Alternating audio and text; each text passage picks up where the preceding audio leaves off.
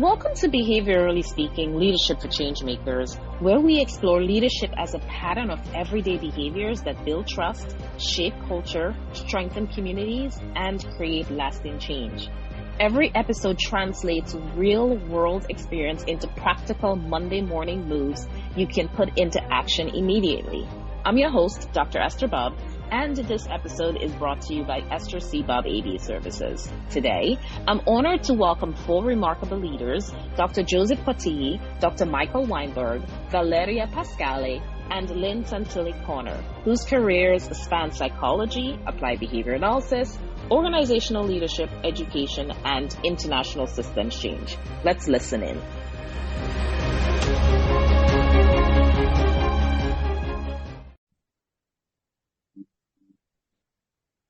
So good morning, Joe, Mike, Val, and Lynn. Thank you so much for joining me today. I really appreciate you taking the time to join the podcast and to share your knowledge and expertise in applied behavior analysis, but then also leadership as well. So I want to get the conversation started. And then once you start talking, you can just briefly say how you're coming into the show this morning, how you're doing, and then go into answering the question. So we'll start off with our first segment, right? We're really focusing on your origin, like helping our listeners learn a little bit about you and your leadership journeys. So Joe, let's get started with you, right? When you reflect on your journey, Joe, and we've had several experiences over the years, what are the early experiences for you, Joe, that shaped how you think about leading others and then how you're influencing change today? I think that for me, my earliest experiences were involved with my time at Temple University. I think that, originally, and I said maybe I should mention this, that when I got into the field, I was an undergraduate in counseling before I got into the field. I was a crisis counselor at a place called Voyage House. So it was adolescents, and they were runaways or homeless kids. And I think that started me down the journey as a practical experience. And nobody ever forgets. I went into counseling psych. No one forgets their internship. My internship was at a place called Philadelphia Mental Health Center, which is at 12th and Pine Street. And it was during the dates of the AIDS crisis. It was 88, 89. And so, being the behaviorist on staff, I was given mostly, so it was three types of cases I was given. I was given mostly like people with panic attacks and phobias, schizophrenics, and people dying from AIDS. So I had this huge set of population that were largely gay men who had HIV on my caseload. And that was a substantial, I think, factor in my life. At the time, my supervisor at Temple was David Reynolds. And we do this little thing in our workshop where we I was talk to people about, how you were shaped, what was the mentorship role, or you could think of it as what was your apprenticeship like?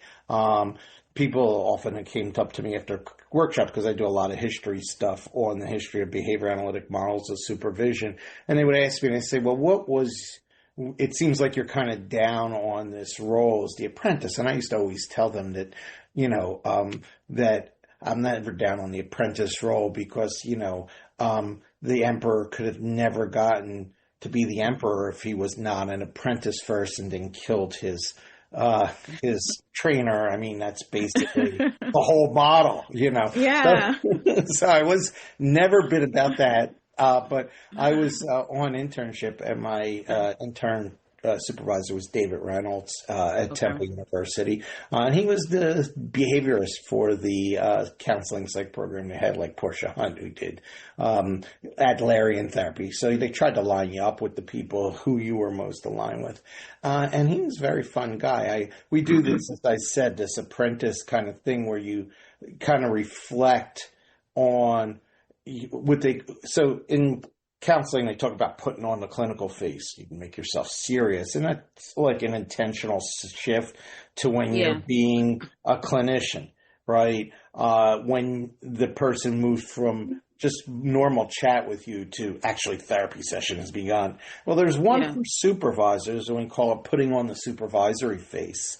And that shift, I always try to get the people doing that activity to reflect on whose face are they actually taking on. And I usually see David Reynolds as my face of being taken on. So I think he has a strong impact on me. Okay. Like, I take his demeanor. I sort of sit in the chair the same way he did.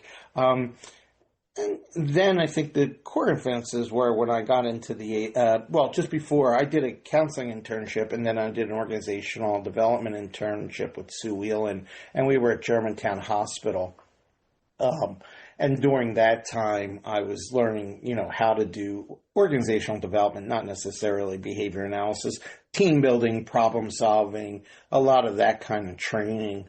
Afterwards, I graduated and I went into the applied behavior analysis program. So I worked with, at the time, Leslie Skinner, who was my supervisor. Okay. Then, at that time, it was also Saul Axelrod.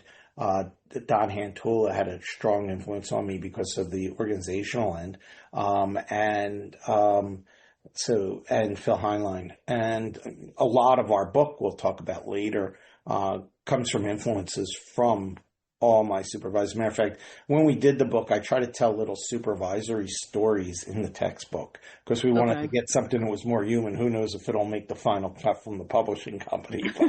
That was going on there. So, lots of work in the field there. I went out with Dr. Skinner. We were at Norristown Hospital, and I did some consultation of teachers there. So that was my branching into teacher consultation from therapy. And, she had a big impact on me there. I did a lot of stuff on teacher consultation, peer mediation, conflict resolution training. I'm trying to think of what I wanted to say because I kind of forgot it from there. But the idea being that, you spend a lot of time trying then to develop your own practice. I went into the doctoral program. I started out with Leslie Skinner. She had left the university after that at Temple. And I wound up with Chris Tillman, who had definitely had an impact. I probably wouldn't have gotten my dissertation done if it wasn't for Chris Tillman. I got this thing back at the last minute about widows and orphans, and I had no idea what the hell they were talking about when they turned in my dissertation. And he said to me, I said, "That's it, I'm done." And he said, "You're not going to be done when you turn in your dissertation." And he showed me what they were meeting, and he kind of helped me through it. He was like, "I can't believe you would say that." And because I had no idea all this writing technical stuff that they were talking about. And I was like, I don't know what that is about. And so he helped me out there. And when Dr. Skinner left, Saul Axelrod really stepped up, and he was a big part of, when your main advisor leaves a program and you're in a program, they usually say your chances of graduating drop way down. So, that's Temple's core staff really helped me get through that. And I've always tried to reflect that. I used to tell a story, I think that Mike and Lynn have heard it before, where, there's two different versions of the story. It's like an Aesop fable. There's a mouse, and he gets caught by a lion, and he tells the lion, "If you let me go, one day I'm going to do, I'm going to help you." And the lion just breaks out laughing. He lets him go largely because I can't believe this little thing. I would say that, but years later, depending on which version of the story it is, the lion gets a splinter in his paw, or the lion gets caught in a net, depending on which version you want to hear. And the little mouse comes running out of nowhere and says, "Hey, I'm here to help you. I'm the mouse you let go before." And he pulls out the splinter, or he eats the ropes. Part of the reason for the story is that a lot of people don't realize that when you're doing consultation, you're the mouse. You're not the lion. You're not there to sort of, that's their domain. That's the teacher's domain. That's taking over that area. And you're really there to pull the splinter out. And it's a very small role, but it's a very meaningful role, especially when you talk about things like burnout. So I try to always, when I'm being a supervisor, see myself as the mouse. How can I be helpful here in a life that's, even for the supervisees, a very hassle one? It's driven by paperwork. It's driven by trying to get your clients in order. It's driven by you need a new treatment plan. It's driven by, can I get a case formulation done on this kid? And what role can I play to pull the splinter out? But thank you. No, I'm sorry. I thought you were. Oh, I'm pretty done. That's okay. it. Okay. Send it to somebody. Keep me on task. I need a task person. Thank you, Joe. Well, Lynn, Joe talked about, seeing himself as the mouse, right? Tell us about your journey, right? And how your journey influences your leadership today. Yes. Well, thank you. I will be a lot shorter than Joe. I always am. So I'm going to stick to the question, and it's going to be really short. So I actually started out as I went to NYU and I got my master's in social work. So I started out as a social worker. I did a lot of counseling, and I was actually a child advocate social worker for a little bit. And then I did some mobile therapy. And then, I kind of took a little bit of a turn when I became a coordinator of a program actually under Joe at Devereaux in Philadelphia. I really started to really enjoy focusing more on the behavior analysis end of things and the AD end of things. So I went back, I took some coursework, I took the BCBA, and I became a BCBA. And this was a long time ago. I mean, this was probably right when I first started. This is what, Joe, 20 years ago? Mm-hmm. I think over 20 years ago. Okay. So, and then since then, I've really been kind of in a leadership role, a coordinator role, leadership role. And I really think that, I when I went into the field, I guess doing wraparound services, I really saw that those, like the clinicians really needed a lot more guidance, I think, than they were getting. And I really kind of felt drawn to being more in that leadership role. I mean, I loved the clinical work. I love the one-on-one with the kids. But I really felt more kind of drawn to being that leader and really giving the clinicians what they want. I think sometimes clinicians are kind of thrown out there and they don't have what they need to practice, right? And then it really is all about making sure in our organization, it was white kids and families. So it's really about making sure those kids are getting what they need, and they can't get what they need. The clinicians are kind of floundering. They don't really know what to do. And it's hard out there. It's hard work. I always tell them it's very hard work working out in the field, and they need someone who they can, kind of help them and guide them and really work on their strengths too, right, as a clinician. I think that's kind of where I was drawn more to the leadership, kind of the leadership end of things. And I've been in that role for quite a long time. Wonderful. Thank you, Lynn. Joey, see how quick that was? I was going to say, it's stunning. I grabbed questions 1 and 2 together. You sure did. Yes. So Lynn provided an very exemplary model there, right? Thank you. Mike, how about you? Tell us about your journey and how that impacts your leadership today. I didn't go, I've been to a lot of places, so I guess you could say it's a journey in that regard. But I started out very early on, back in the early mid-1970s, many years ago. I know I've been around a while. I've been in this about 50 years now. And now I'm partially retired from practice, but I still teach and have an academic program with a master's program in behavior analysis. Currently that we've got academically accredited. But starting out, I was very fortunate.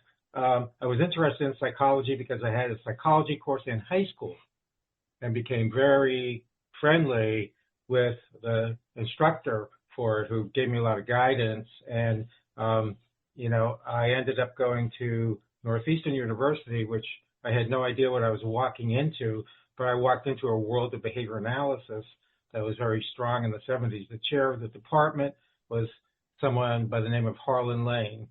You might not know Harlan Lane, but if you know the book Wild Boy of Aviron, Wild Boy? Yes. He wrote the book. Okay.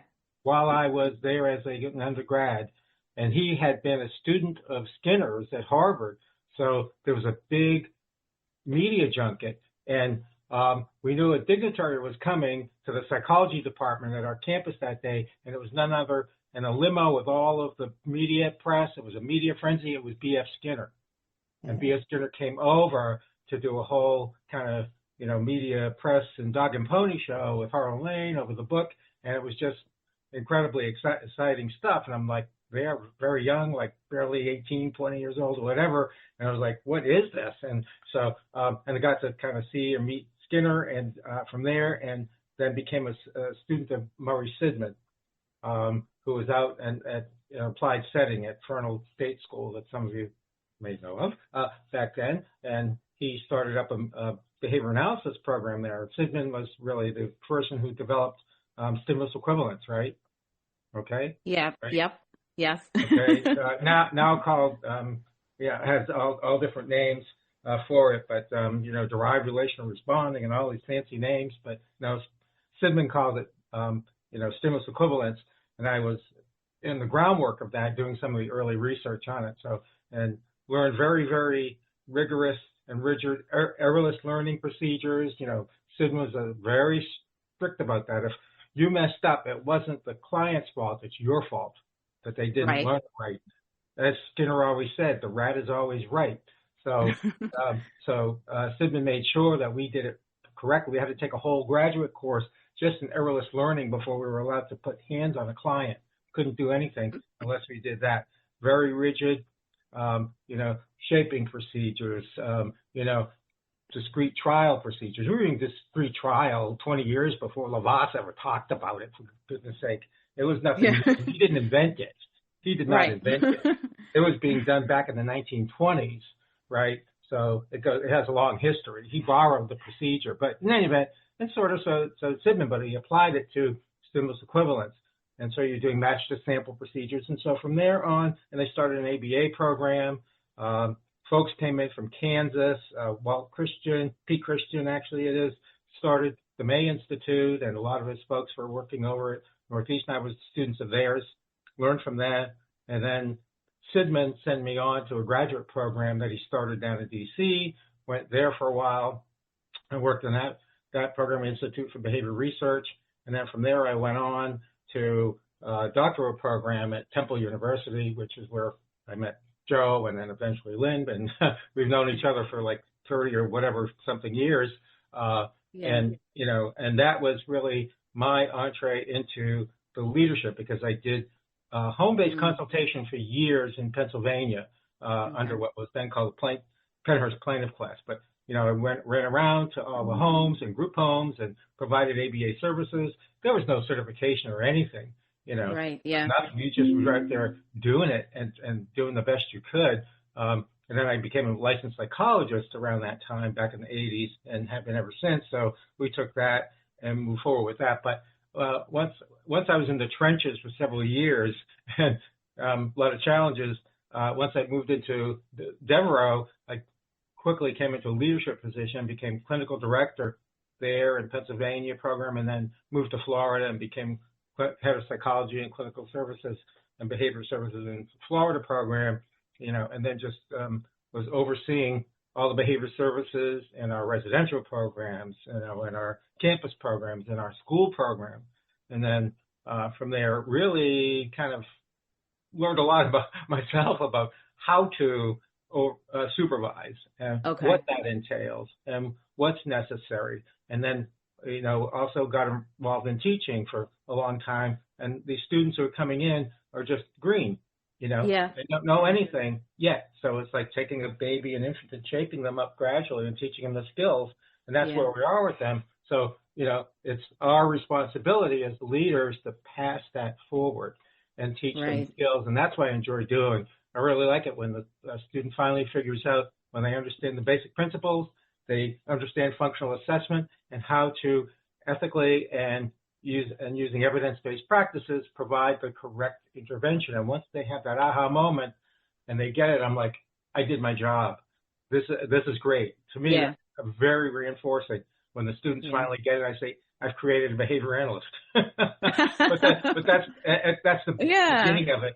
The beginning of it, but then it goes on much further from there, which is why we're here to talk about this today. So that's kind of where I'm at. Wonderful, wonderful. Thank you, Mike. So you're reinforced in the process. Thanks for sharing that. Val, how about you? Tell us about you. Thank you. I can tell you that when I reflect on my journey, some of the experience that shaped me the most came from the direct work I had with people, not only with autism, beyond autism. Right now, I serve as director of a clinic for disability in Italy, in southern Italy, and we serve neurodevelopmental disorders and other kind of population, but I came from a different kind of background. My first graduate, I'm doctor in law and neuroscience as well, for instance, and this led me conduct the very first pilot study in Italy on the application of behavior analysis in prison. So I work with a different kind of population. I'm also a licensed psychologist and neuropsychologist, and my internship was in psychiatric department. So I can tell you that all those experiences changed the way I understand leadership, because they showed me very clearly that behavior is never disconnecting from the environment around us. And working with this different population, I began to notice that the same person could thrive or struggle depending on the context, the level of psychological safety, the predictability of routines, the quality of the relationship, and whether they felt accepted, of course. And this made me realize that leadership is not simple about directing people or achieving outcomes. But it's about creating an environment where individuals can express their strengths, feel valued, and participate in a meaningful way. Yeah. And this idea resonates deeply, also because I conduct and we still conduct observation in school. I come from a total different system. Yeah. We have an inclusive school system, for instance.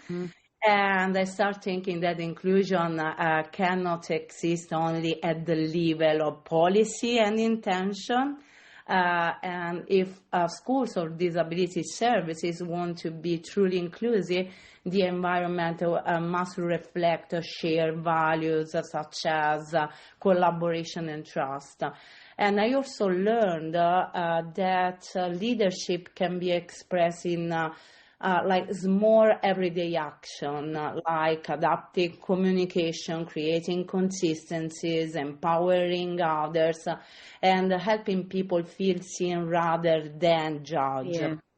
And in many situations, what appeared to be a challenging behavior was actually a response to the environment, to the stimuli of the environment. So my question was, what can I can change in the environment to shift the process?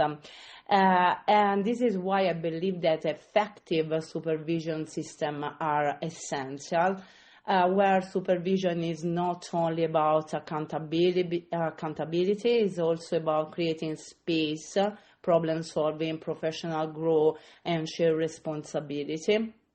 I really think that the amazing work my colleague here did in writing such meaningful guidance help in improving this process for sure.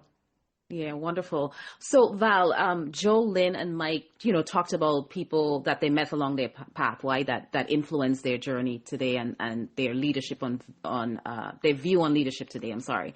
So is there someone that you would say, this person was really influential or really mentored you into your current position and role today?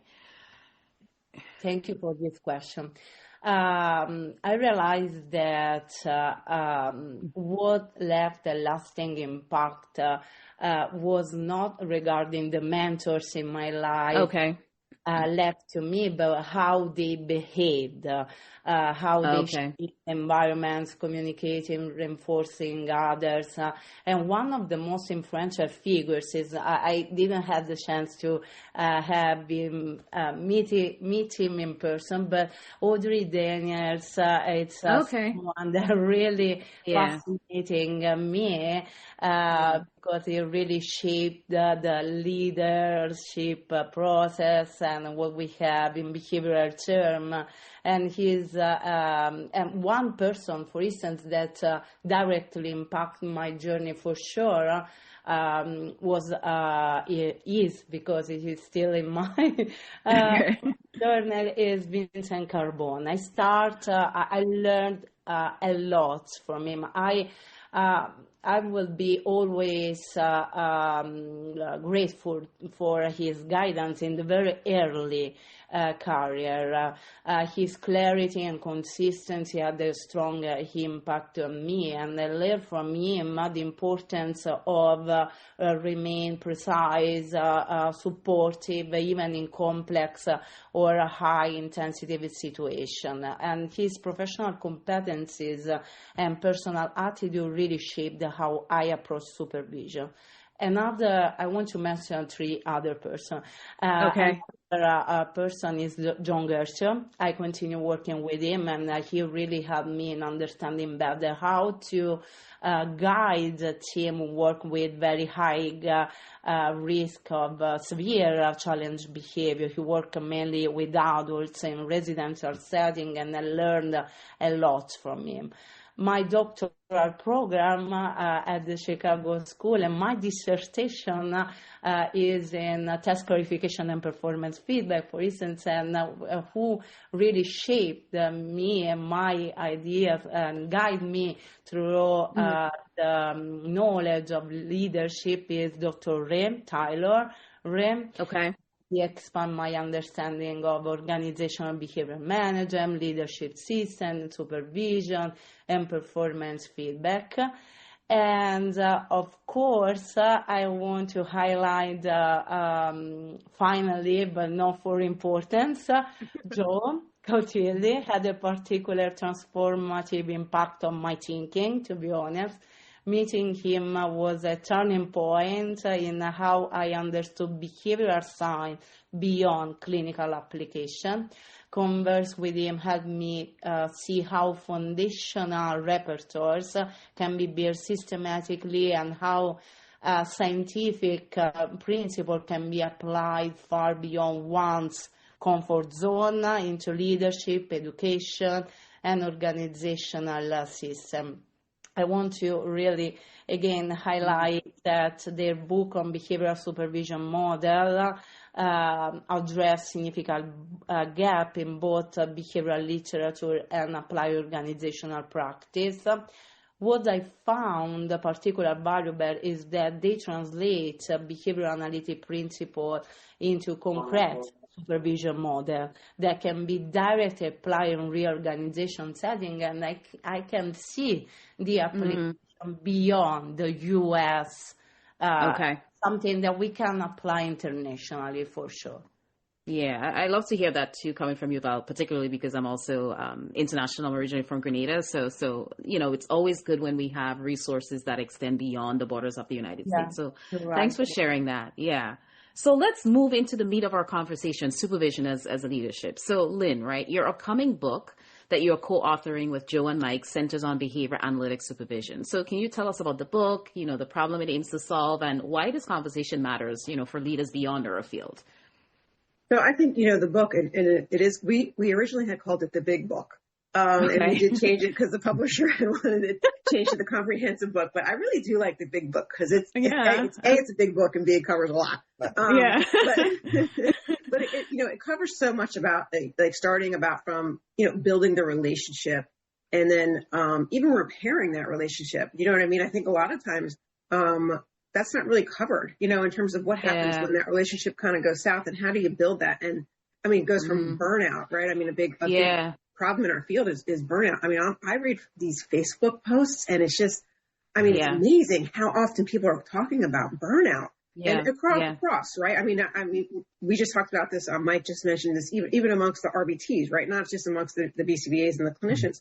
So I think it's a big problem. And how do we prevent it from getting to that point, right? Yeah. And I think the book covers a lot about that. And I think having, having supervision that's more focused on not just the outcomes. Do you know what I mean? Okay. Yes. And I think that we've become actually, I read a Facebook post today, about the stuff in North Carolina and everything that's kind of happening and how we've lost focus, of kind of needing to change things up based on the individual, right? That you're treating. Yeah. And it's just all about kind of doing the same thing and replicating the same treatment plan. And I was like, I was kind of shocked, honestly, by the post, because I was like, wow.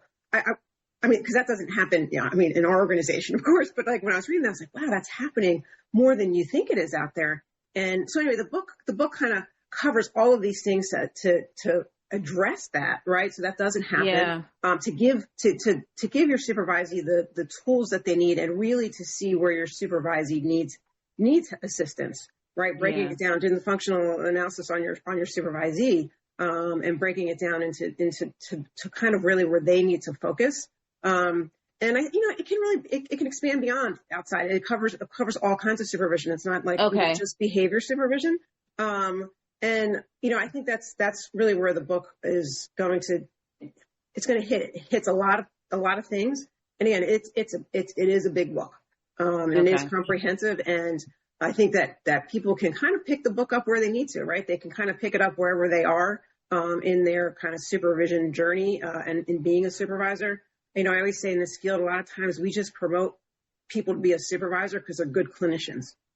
A good clinician doesn't necessarily make a good supervisor, right? That's true. That's true. And I think they can become a good supervisor. They can, but I definitely think they need to have that supervision piece and make sure they're getting the tools that they need to be able to be a supervisor themselves.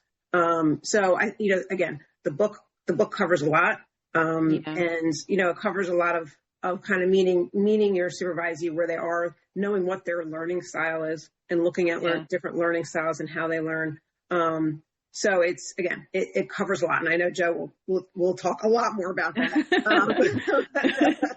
He can fill in all those little pieces, but so anyway, it's very exciting actually that the book is coming out, and I know it's been a lot of work. So we're very excited for it. Lynn, where can listeners find the book once it's published and all that stuff? Where can I direct them, or you direct them to the book once it's available? Well, hopefully, or is that not available yet? It's not available yet. Okay. It's in the editing process to be finalized for the publisher. So Bloomsburg Publishing will be publishing the book. Okay. Blueberry. Blueberry. Okay. Publishing. Okay. All right. Once you have the information, share, and I can share it all too. Okay. Absolutely. Thank you. Joe, what would you like to add to what Lynn shared about the book? The floor is yours. So the book was a lot. We trace the history of behavioral supervision models. We go all the way back to Krumboltz's model, Krumboltz's Core 4, as they used to call them. We try to answer a lot of questions. We look at, so the book parallels mostly clinical behavior analytic supervision. So the idea of case formulation, the idea of case formulation process, where I think it adds is it's integrative of a lot of different behavioral models. We have a model of the supervisor. We have a model of the supervisee, behavior analytic developmental model of the supervisee, building on the work that was originally laid out by Sid Bijou. And we have a behavior analytic process model going back to Delaney of how to get the supervisee from one level of development to another. It builds on idea of collaboration, collaborative goal setting, but I think the biggest contribution, which gets lost because a lot of people moved into organizational models too quick, is the client. And we keep one eye on the client at all times.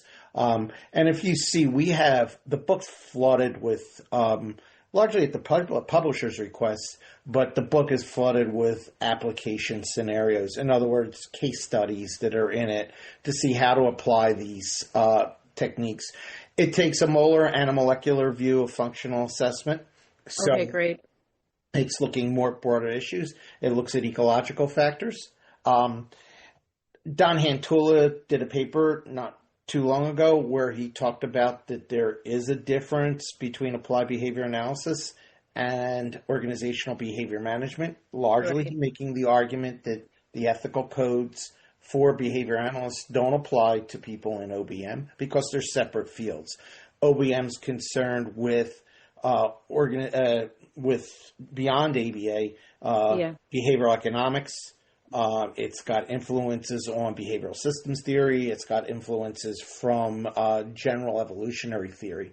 And you see that in there. And the idea is that while OBM techniques enhance treatment integrity, they're not the only things that enhance treatment integrity. And there's an idea that the two professions are separate. You see a lot of people get their online degree from some ABA program where they learn basic principles, and now they're trying to tell people how to run companies.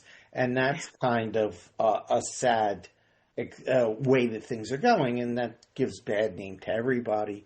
But, there are ABA principles that do get applied in organizations. Those stay fresh with us, and we talk about those. We point to those. Okay. We talk a little bit about consulting to communities. Richard Rakos did a lot of stuff on behavioral community psychology.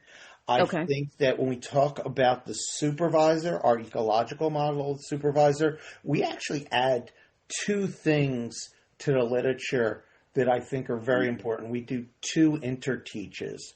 One is 9-module interteach in the book on ethics, which is a big area of the field now. And the other is it might be 3-module interteach on cultural diversity and how to be in a culturally based society. And those look at sort of like ecological factors that are on it, and then do your standard. So Gilbert's performance engineering approach to how to increase ethical behavior, but also self-control training, also things on self-management, because the world is a tempting place out there, and we put those in. You talked about leadership. Ours is really an expansion model. They always talked about supervision as teacher, trainer, coach, or case consultant, or I'm trying to think back to Jamie Benart's work, or counseling support. But it's even broader than that. That's why we took an ecological position. Supervisors have so many different roles. One of them is gatekeeper. One of them is the ethical person that says, hey, I'm not going to do that treatment plan because that's going to harm the client, and keeps that eye on the client. And I think that that's really the additive stuff. So Lynn's right. We talk a lot about relational repair. We talk about how to build that relationship. We also talk about things like, what do you do when you have supervisee that we have acquisition supervisees, we have maintenance supervisees, and then we have restorative supervisees. Right. And what do you do about that supervisee that's burnt out? And we have whole sections of the book on that. What do you do with supervisees that may be suffering from an organization that they suffer from racial battle fatigue or queer battle fatigue? How do you work with them? And that's all is kind of transformative. We talk a lot about history effects, those kinds of things, and what they do to a supervisee, what they do to a client. So we have a very comprehensive model of case formulation of your supervisee, comprehensive model of case formulation of your client. We review behavioral models of developmental psychopathology and experimental psychopathology, and what the supervisor should be aware of. And with that, I'll toss it to Mike. Go, Mike. Thanks, Joe. There you go. Yeah. Okay. All right. So going off of really moving on from Joe's topics and partially addressing some of them is I want to keep the eye not only on the client, but the supervisor. And that's Thank you. Of this book is how we're training the supervisors. That's what has me concerned, having been in this field many years, is that students are not getting proper supervision and how to handle difficult cases. And I talked to some folks the other day and said, what programs do you know of in behavior analysis that have an approach that looks at clinical case formulation, right? I don't think it happens. People like, I don't know about Lynn with social work, they might do that in social work, but Joe and I are psychologists first, right, before we came, because there was no such thing as a BA, CB, whatever, when we were getting our licenses in psychology. Right. We were psychologists, but we were called behavioral psychologists. But we learned case formulation is, you lived it and breathed it. Yeah. And, graduate course just on, the DSM. And you had to learn it, you had to know it, and you had to look at cases, case by case, and do case formulation and link it back to the DSM, and this was somebody who was, affiliated with Seligman, who was the learned helplessness guy, and that's who I had the course with at Temple, right? I don't know if Joe had that, but it was a different program. But these students don't get it, and I think that's what we need to talk about. So we talk a lot about clinical case formulation, but we have to train the supervisors in that because they don't know it. And if they don't know it, how are their supervisees who are becoming behavior analysts going to know it and learn it? And therefore, leading to, in my opinion, a great number of cases to the burnout. They can't deal with these kids. They can't deal with the issues. They don't know how to address it. They don't know how to work with a parent. They haven't learned those more complex skills. And I'm getting this from my students in their reports. I'm hearing them say, oh, we lost, all our RBTs and 2 BCBAs last week. And we're all at wit's end is what to do. We don't have enough people to provide supervision. So this issue of burnout, turnover has been an issue in the field nationally for a number of years now. Good 10 years. And a lot of organizations, I know the one I was with for the last 10 years, had all kinds of methods and approaches to try to retain staff, keep them in, provide support. So how do you provide that support? That's a supervisory issue. You have to learn how to do that. You got to work differently in today's environment. It's not like it used to be to keep them on board. It might be money, but I think there's a lot more to it than that because I don't think that's everything because you have to have that relationship. And so that's what we talk about in here, and that's the very first step in the process we are putting forth is relationship building. And for me, that's important because I've worked on developing relationships and attachment years ago and published on this myself and a relationship building model in behavior analysis. And so we don't see a whole lot of that research going on, but really the key to it, moving it forward, developing the relationship, but being supportive. We have a very diverse staff population. We have to be culturally sensitive. We're very sensitive to that. This whole thing, for example, a lot of our staff are afraid to come to work because they're afraid ICE is going to pick them up on the street. That's very true. Not even, they're afraid. And our families, too, that we serve are afraid to come to our clinic because they don't want to come out of the house. So we offer them, for our families, we offer virtual services where we can with caution about how we word that because we're afraid ICE will come and get us because we offered it. Because it would be seen as kind of interfering with ICE's work, and no, we're not going to go there. But our staff too, and we have had some staff who were picked up by ICE. It's very scary indeed. So how do you deal with that? How do you handle that? But we're there to support them, supervisors. We're there to help our staff. We're there to teach them the skills. But we have to treat them like human beings and respect them regardless of their background and who they are. So the relationship building for me is at the core of a lot of this. And then from there, you can go to skill building. Once you have the relationship, then you can provide realistic feedback. There was a study done a few years ago. I think it was Florence DeChenari from Kansas, who is actually now the head of ethics at the BACB. I just found out I ran into her at CAS, but a study that, the idea of the sandwich method.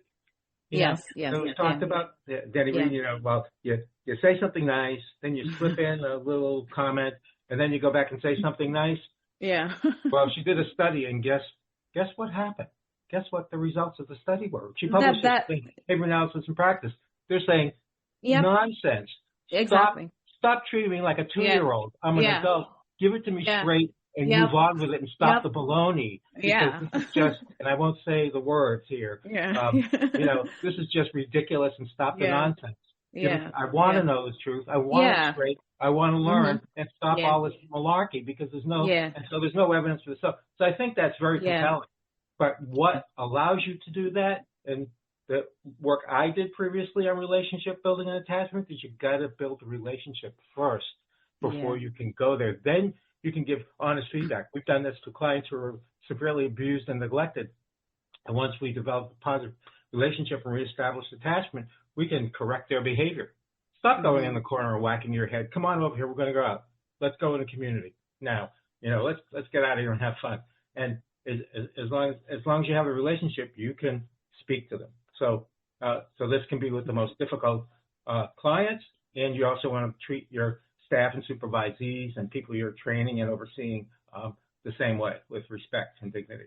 And once you do that, it works. Yeah. Mike, thanks for that. You mentioned that the book addresses, the supervisor too, right? And we talked about supervisee burnout. Does it address supervisor burnout, supervisor mental health? It does. Okay. It really does, and just seeing these comments of, that like Lynn alluded to, that I just noticed on a site the other day, a pretty popular, social media site, that, these RBTs are saying, we're not getting the proper supervision, we're not getting enough support, and we're out of this, we're done. They're trying to claim that, the RBT era is over. I don't know about that, but it speaks definitely back to supervision. We talk about these processes, restorative model and supervisor burnout, and how to work with them, and using these approaches. It could be, behavioral activation for depression. It could be a number of different approaches that we have, but it's addressing the supervisor, because if we don't get to them first and address their issues, it's going to roll downhill, and you're not going to get, good outcomes with your supervisees or the clients unless you work with the supervisor. And that's really what this book is focusing on primarily. Yeah. Exactly. Thanks, Mike. Thanks. So Lynn, Mike started us some of the conversation with like supporting, right, our staff and or staff or leaders, things like that in our organization. So how can leaders create systems where people feel supported, accountable, and just, Lynn, something that's really big for me is people are just intrinsically motivated to grow, to advance, to progress, right? Talk to us about that a bit. So I think, part of being a leader, I think, is listening, right? Like we're saying, being supportive. But you have to listen. You can't always go in. I mean, you go in with an agenda, of course, if you're having a supervision session, right? Because of things that came up, but you have to kind of, again, I always go back to meet them where they are. That went from my old social work coming out of me, right? You got to meet people where they are. And you have to meet supervisees where they are. And you have to be able to listen and to hear what some of the issues are that they might be having. And I think, again, just being supportive and building that relationship. And that's how you build the relationship, right? Is that you're there for them and you support them through it. So that when you make it a safe space, right? I mean, you make supervision a safe space for them, so that when they're having difficulty, they don't have to wait for you to be like, I noticed this. They can come to you and feel that you're going to support them. And, like Mike was saying, I mean, they don't need the sandwich. You know what I mean? But they do need to also be reinforced. They do need to be reinforced, right? For the things that they're doing well. Because we want them to keep doing that, of course. But then it's also having those tougher conversations, but being direct, right? In a way that's respectful. And I think that's sometimes supervisors miss that. And I think as a supervisor, you can get so bogged down with a lot, right? You have a lot. You have that administrative stuff you have to do. You got to make sure you're making the bottom line here, or you're going to go out of business, right? So there's a lot of regulation that's changing. The Medicaid, if you're working in the Medicaid system, I mean, there's a lot going on, right, as a supervisor. And I think sometimes when we come with our supervisees, we bring that with us, and we can't. Do you know what I mean? We have to make sure that we're present. I think part of it is also being present, and being present helps them feel supported. It's getting buy-in. You're getting buy-in from your supervisees, and you have to listen to to what they're saying and kind of meet them there, but make sure also that you're keeping focused on their bottom line of making sure that their client is getting the services that they need. And I think that it's also important to not lead, I say, like with blinders on. Do you know what I mean? You have to see what's going on out there and kind of what they're experiencing. And I think part of being a supervisor is growing yourself. Also, learning also from your supervisee, and it's a learning's a continuous process, and having that kind of, and having them see that too. I think helps them to come to you with things, and again, feel supported. I think, as Mike said, I think them being supported is a big part of it. And I think that kind of builds them. Yeah. Thank you for sharing that about listening. That comes up a lot in my podcast. But you also mentioned learning from the supervisee, and I appreciate that because I always look at it as bidirectional, right? Mm-hmm. It's not just, I'm teaching you, but you're teaching me too. So thank you for sharing that. And Joe, earlier, Lynn mentioned that it's not just about the outcomes, right? She mentioned that in one of her responses to an earlier question. So when developing others, what responsibility do leaders have in shaping people, shaping who they become, Joe, not just what they produce, not just the outcomes, as Lynn said earlier? I think that, Judy Kamaki designed the operant model of leadership back in the 80s.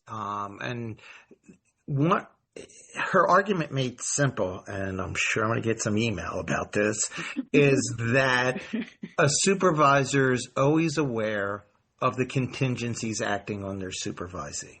Okay. So, and I think that that's the first thing. You want to be aware of the supervisee, the antecedents and the consequences, but also the setting in which the supervisee is responding in. And we're talking about this, you just asked about shaping in the moment, but the accumulation of shaping in the moment is what gives us a long-term outcome. If you think about this from a molar approach, we can look at things on the scale of analysis at the molecular level, but also on a molar level. How do I get someone to feel confident enough that they are a behavior analyst, that they are able to do this work? Now, Bob Kohlenberg wrote a book called Functional Analytics Psychotherapy, and, it's a therapy book, but there's one thing in the book that he puts out, which is this idea of the development of self. And this is the idea of that a baby born into the world, it might say, at first it just mans for objects, but then it might say me candy, which is I want candy. And if you look at these classes, you get an emerging response class of I want, I need, because it's over lots of trials of lots of things. Then that I want, I needs develops what's called a stable sense of self. The I drops out. It's an emerging response class.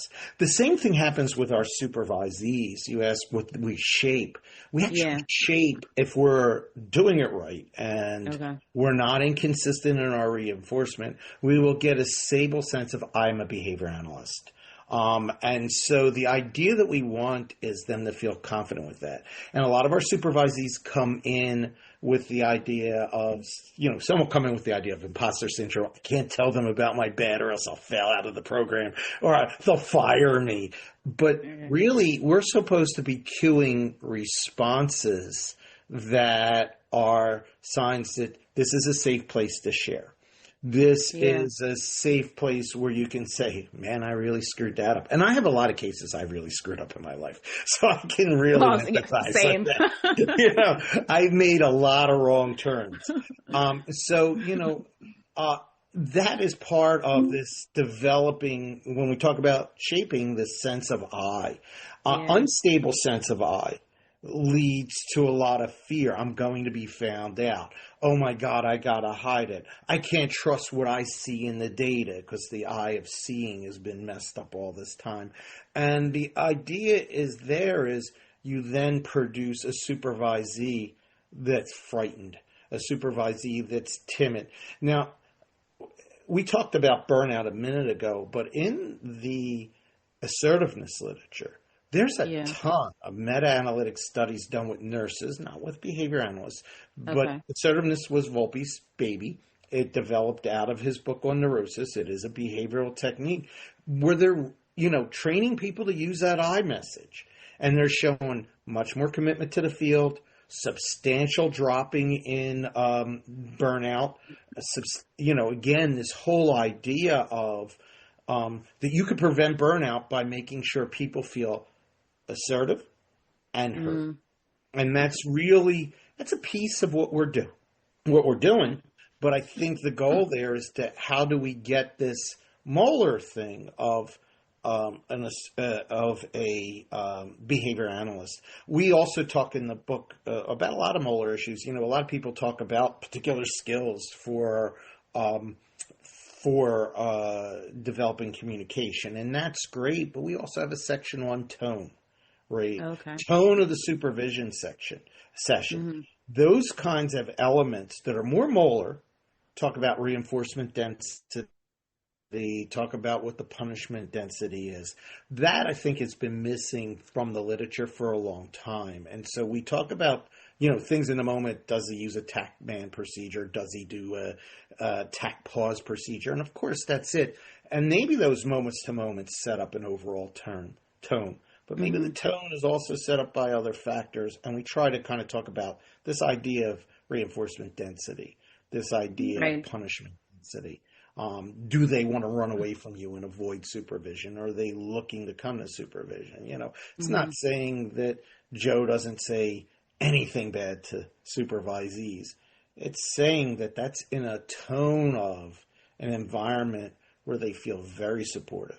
They feel that, Joe's going to sit there and help them with that treatment plan right from beginning to end. So it kind of gives it a lot more of a consistency. And again, it's the support role that you were talking about before, that idea of awareness of the contingencies on your supervisee that really talks about what a leader is. And that goes right back to Judy Kamaki. Yeah. Joe, thank you for that. But you shared some points that made me think, that's another way, indirectly or directly to help supervisors grow, not just produce results, right, but grow into a behavior analyst or someone that's caring and supportive. You talked about just acknowledging when we make mistakes, right? I'm going to hold my hands up, right? There are things we do that we reflect and we're like, why did I do that? Or how can I do that differently? And I think it's being honest and open about that, being candid, being transparent, being vulnerable enough to share it, holding ourselves accountable, and having those conversations, with our supervisors too. I think it's encouraging to them. So I think that's something that's really critical for us as supervisors to be able to do. Sometimes it's hard, but we just have to be able to get ourselves there, right? Because no one's perfect. Yeah. Yeah. No, that's true. We have little techniques around self-reflection for the supervisor on the relationship. We talk about, so in the behavioral activation literature, if your supervisee is avoiding, so there's a lot of meta-analytic studies that show that burnout and depression are pretty much the same thing. And so I had many years ago the opportunity to write the behavior analytic paper with Jonathan Cantor on a functional analysis of depression. And we looked at basic reinforcement, punishment factors, but we also talked about setting events and those kinds of things that set the stage for that. And we talk about applying those to the supervisee in the book. And that, I think, is very important. Part of it is when the conflict's between you and the supervisee, right? Think about that.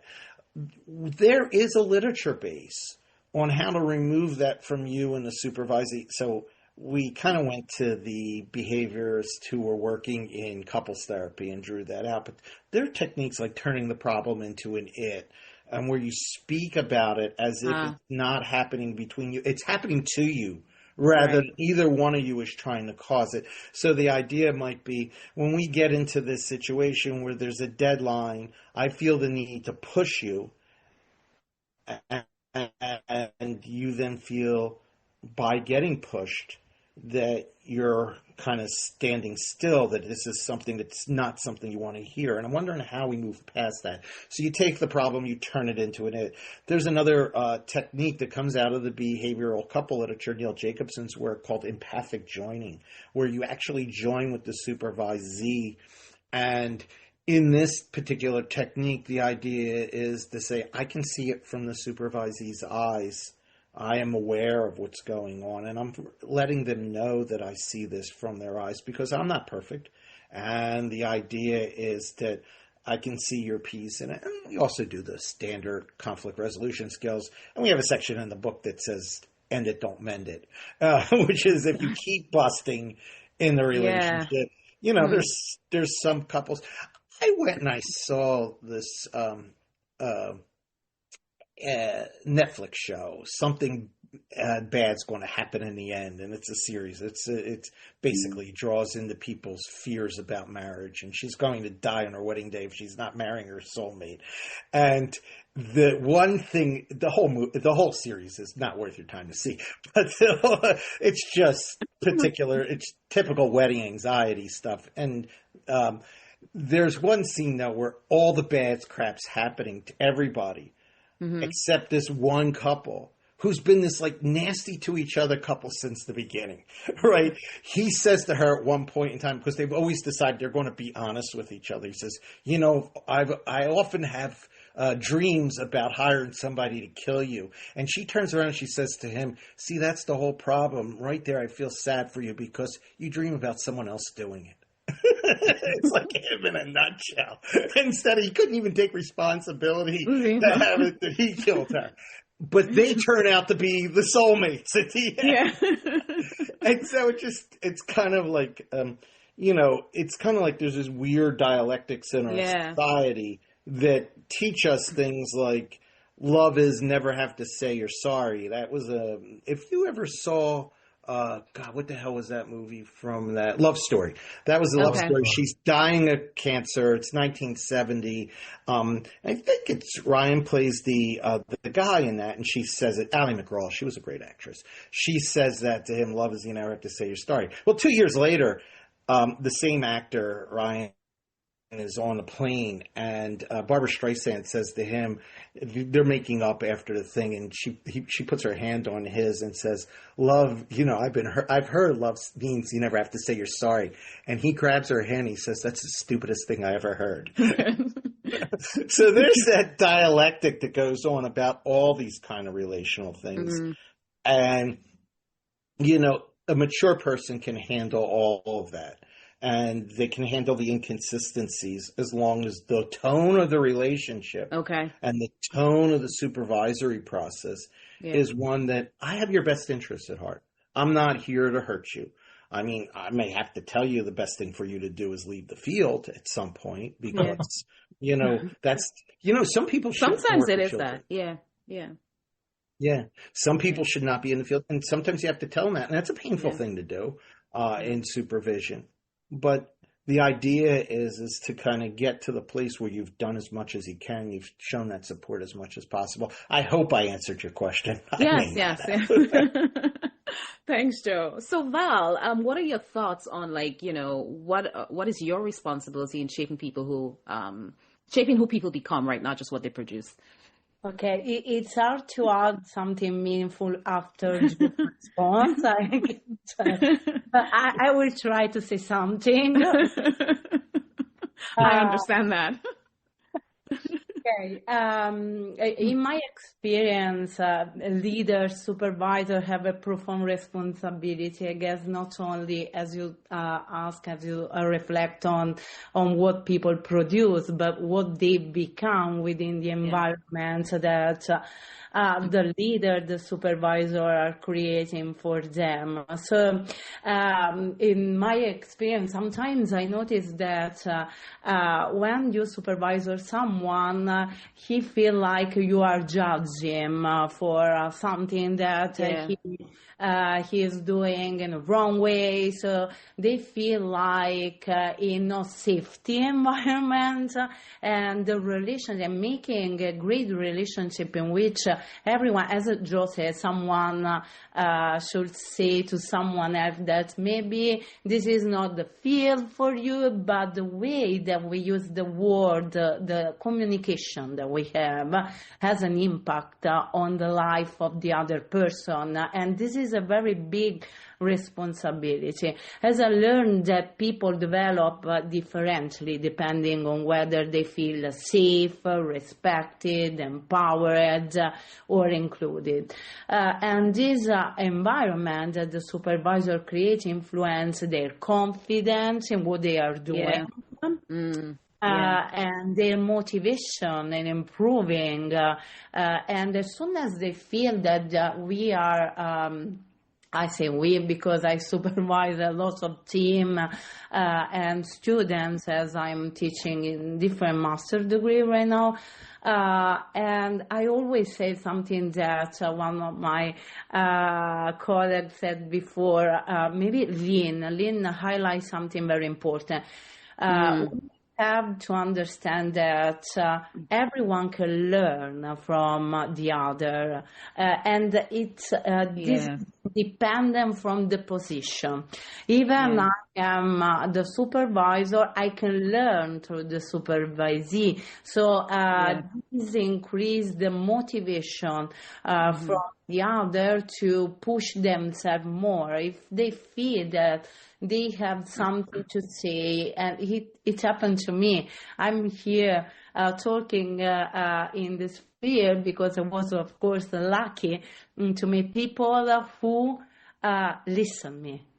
My idea, look at my work and giving me, providing me suggestion on how to improve. And still right now, I want that someone tell me, oh no, you have to improve this, you should focus on this, because it's growing, it's a professional and personal growing.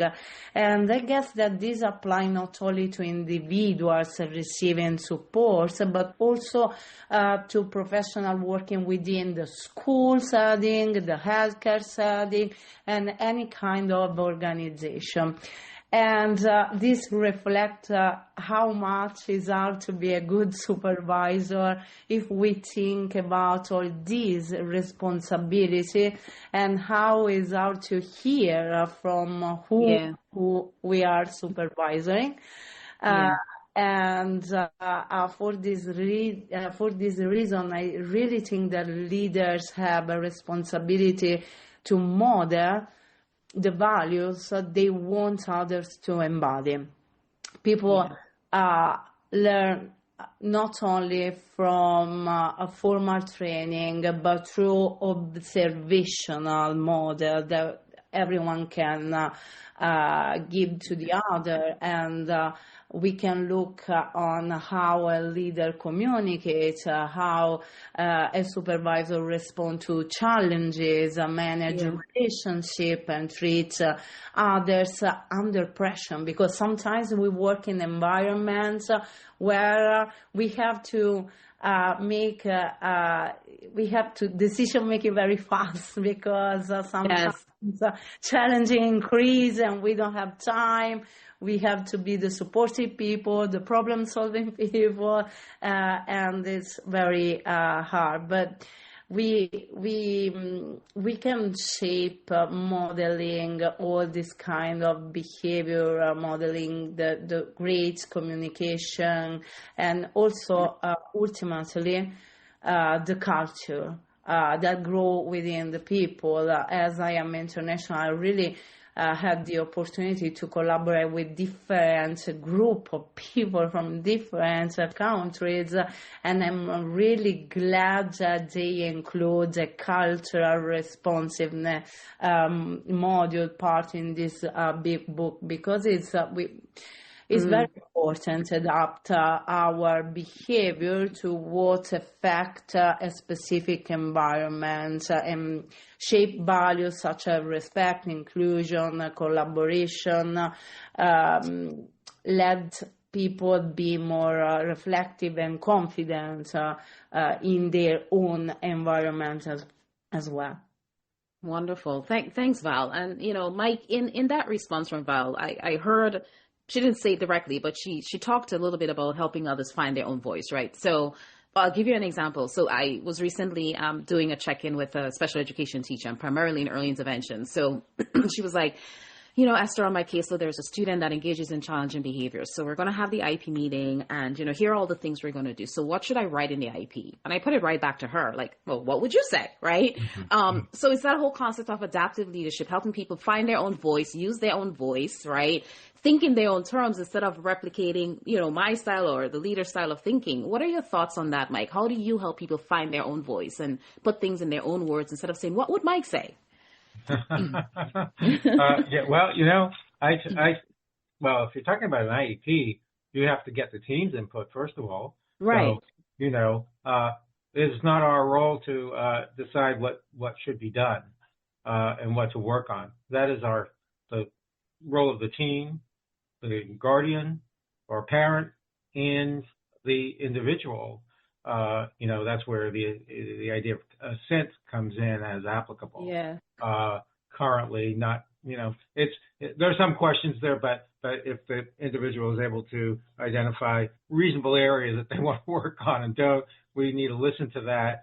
And then the parents, if it's a child, then the parents kind of can overrule all of that, right? Right. Yeah. So that's where the input is. Our job is to be technicians.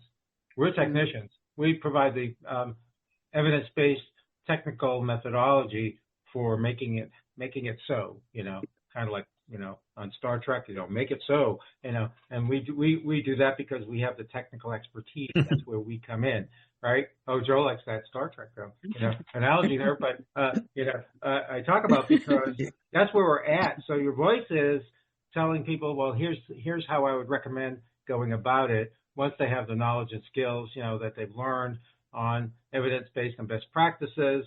But what I found even in some larger team meetings that we've had in our organization with a large number of behavior analysts, and there are certain areas that many in current programs are just not getting trained on, and then I come in, I think the program that we attended at Temple University was particularly rigorous, shall we say, and we learned a lot there. When I come into meetings, there are a lot of areas, and Joe and I both had a common mentor, Phil Heinlein. We learned. Actually, Phil Heinlein introduced us like 30 some years ago. But that's very rigorous. Heinlein was, another Harvard product out of that Skinner group, and you're learning concepts that in most programs people aren't learning. So they hear this and like, where'd you get that from? Or opponent process theory. You talk about the University of Pennsylvania, and you talk about Seligman and that group, and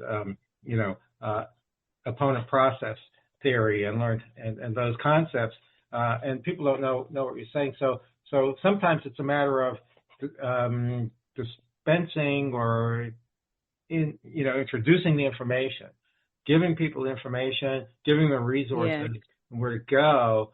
So I find that to be put people like perhaps myself, I would say, in a leadership role. It puts you there pretty quickly because people say, "Oh, you know something we don't know." but it's not my job to keep it secret. It's my job and a role to share the wealth. Yeah. Let them all look at it, and let's take it in consideration, explain what it is, and then go from there. So that's where you find it. You have to find those who know something. There's always people who know things that I don't know and haven't heard much about. That's true. And so I'll learn from them and pick that up and add that to my vocabulary, if you will, or my, bag of tools, if you will. And then we can pass that along. So that's where it comes from. And then the rest has to come from the team, the parents, and sometimes you get into conflicts, and with parents, and that becomes a little difficult when you're, from, the evidence and the literature, this is really what's going on. The parents like, no, we don't agree with that. And they have every right to not agree with it, but that doesn't mean I have to adhere to it. That's true. And sometimes it is best to, either discontinue or refer out, and that may be the best course of action. It may be the best ethical approach sometimes, and you have to know when to do that as well. That's true. And I see that as the entry students have a hard time with that concept. They think, well, I have an ethical responsibility to continue it because, Code 301 says responsibility of clients. That doesn't mean you do everything and anything, even if it's unethical or unwarranted or not evidence-based. That doesn't mean you do anything. That means that there has to be a limit to it. If you read I take a lot from Bailey and Birch books on behavior analysts, and they have a lot of examples like this. And I've gone to a lot of Bailey's presentations, and he talks about these sort of situations that, well, sometimes it's best to just walk out the door, and that's what you need to do, end it That is true. and move on. And and I've had to do that in some situations myself, and there have been a few times where I've called Bailey and said, "Hey, what do you think?" And he'll talk about it. But so those are some things where you find your voice. You have to know, what you don't know, find out what you don't know. But if you know some things, you're going to be in a leadership seat pretty quick, because people are going to look to you for that information or those answers. They may not agree with it all the time and might say, well, you're out of your mind. But others might say, wow, let's take a look at this. So that's where I think it is. It comes from those experiences, but I feel very fortunate having gone through a very rigorous program with some pretty kind of high level folks that I learned from over the years. That's really where it's about, and I wouldn't have been able to do much without that for myself. So I think that's where the leadership comes in and where it comes from. But you have to learn how to use it and how to apply it, and not come off as some kind of conceited, arrogant person. As well. 100%. You got to be down to earth. You got to be real. About it. Whether you're speaking to colleagues or you're speaking to those who you have responsibility over, either administratively and or clinically. So that's where I place it. Yeah. Mike, thank you for that in terms of helping others find their own voice. Joe, what do you have to add? So voice is, when I wrote Cyberpunk for years on my own in the 90s, one of the first things was develop your voice. And then my daughter came along and I got back into writing Cyberpunk. This was around 2010. They're not having written for close to 15 years. And my voice was different. It was a different voice. Voice is a developmental thing and a context-bound thing. So as we develop over time, we develop a voice, and that voice changes in context. Not the message. The message is there, but how we say it has changed. How we write it has changed. How we try to get others to listen to it has changed. And it constantly changes. In the sociolinguistic literature, they always talk about code switching. My friend, now I forgot his name. He was a professor of mine back in the 90s, Neil Akinasu. He talked about the importance of being able to switch code in a particular context, and that's very much known in sociolinguistics. I don't talk the same way to different people about the same subject matter. I have a supervisee right now, and I'm telling him when he's consulting in the Catholic schools to try to talk Catholic, talk about social justice, talk about mercy, talk about those kinds of things and how they factor in.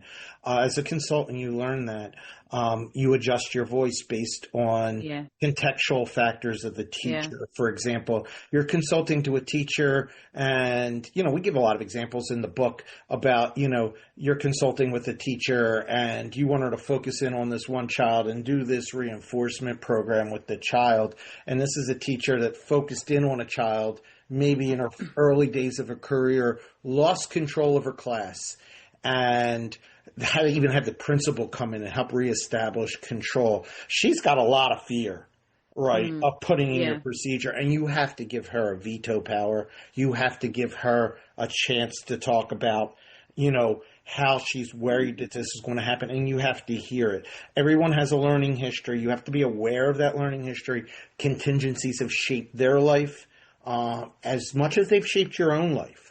And so being able to kind of understand that does become a point. So I agree with Mike, by the way. I just want to say sometimes you have to say, I'm not the right consultant for this. I'm not the right supervisor for this. But there are times when you are definitely changing your tone and the content of your tone. So when you have somebody, for example, and you're supervising them, and they're in that sensory stage, that early sensory motor stage, it's a lot of this happened and this is the result. It's a lot of that. Whereas you move into more of a pre-verbal stage, it's helping them create words around it, get more accustomed to the behavior analytic language. Then in that verbal stage, you're talking a lot more about case formulation, about how to build it. And then when you get to an advanced verbal stage, it's how does that case formulation not hold? How is it that you're going to now troubleshoot that and problem solve it? And so you get a lot more in tune with, and you have to help them get in tune with factors that are setting events for the clients, that are history effects for the client. I talked about the paper we did on depression. Well, some of the idea of, somebody has a trauma history or has a grief process that they're going in might change your interventions a little bit on them.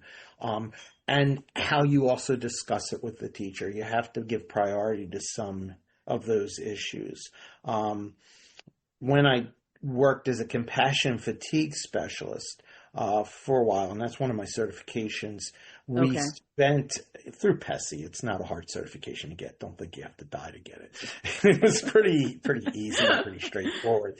But I used to, when you're doing those kinds of interventions, you have to say, so we talked about burnout being much more like depression. Compassion fatigue, it used to be called secondary post-traumatic stress disorder. And the reason why it was called secondary post-traumatic stress disorder was there was often an event that was highly aversive to the person.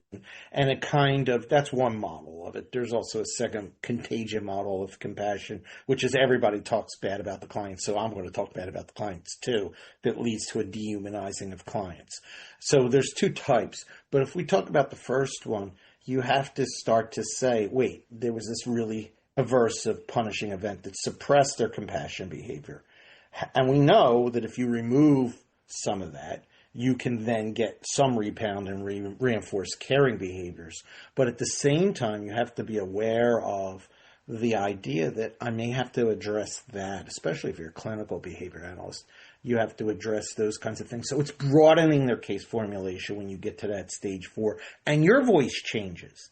Right? Yeah. Your voice as the supervisor changes through each developmental step. Your voice changes as to whether you're in an acquisition supervision or a maintenance supervision or a restorative supervision. You as a supervisor's voice changes, and you're hoping that their voice changes as well, because it's not speaking in a unified voice, not in this career, not all times. The only thing that's unified is your understanding of behavioral principles and your understanding of applied behavior analysis, but how you coach it and how you term it differs. Just like it does in writing. When I'm writing a fiction story, I have a much different voice than when I'm writing a scientific paper. I have a different audience. I need to have a different voice. And so that's all I'm saying. Yeah. Wonderful. Thank you, Joe. So Val, Joe gave an example of, a behavior consultant who he gave him feedback on code switching, right? You're going to the Catholic school, here's the approach. So what's the difference, Val, when we give feedback that would encourage and support this behavior analyst? They're like, all right, I got it. I'll go back. Or he's like, never mind, pull me from this case. I don't want to go to that school, right? What role does feedback play in his transformation? And what's the difference? What separates feedback that encourages as opposed to shuts down? Thank you for this question. I'm really particularly glad to answer because my doctoral research focuses on task clarification and performance feedback, especially within a high-demand care environment. Yeah.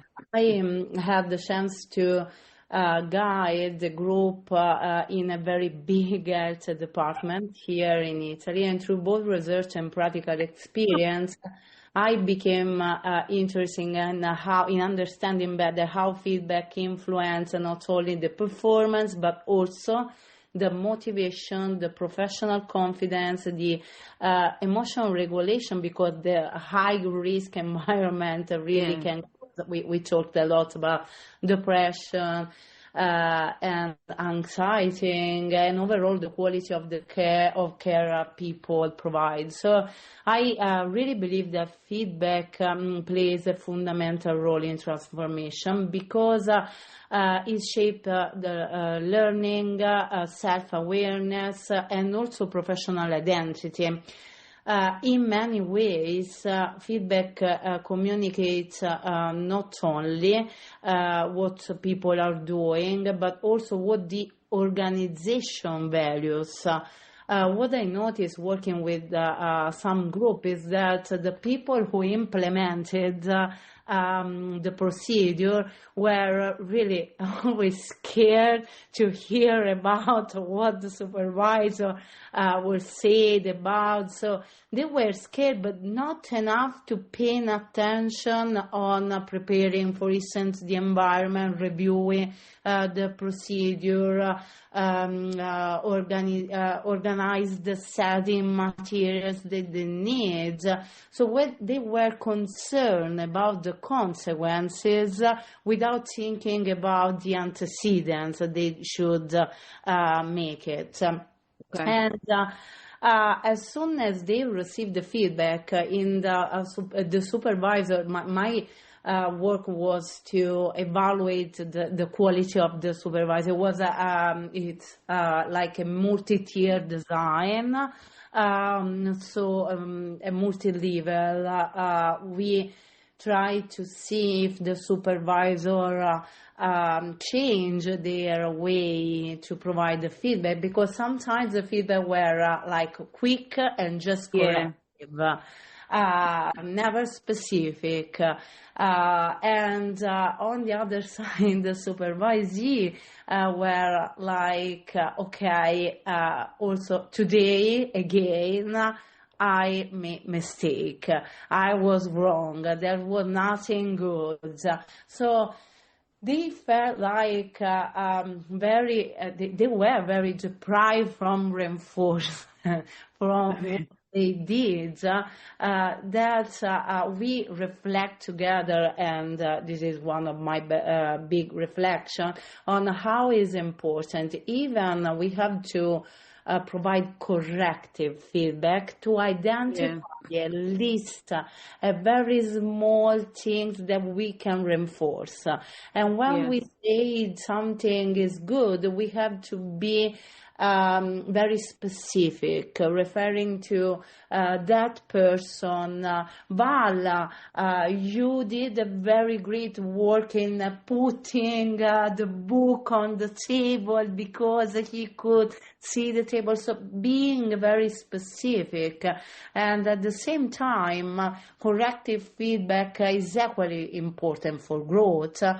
But its effectiveness depends greatly on how and when it's delivered. If I deliver corrective feedback after 2 hours from the session, maybe it's not so effective.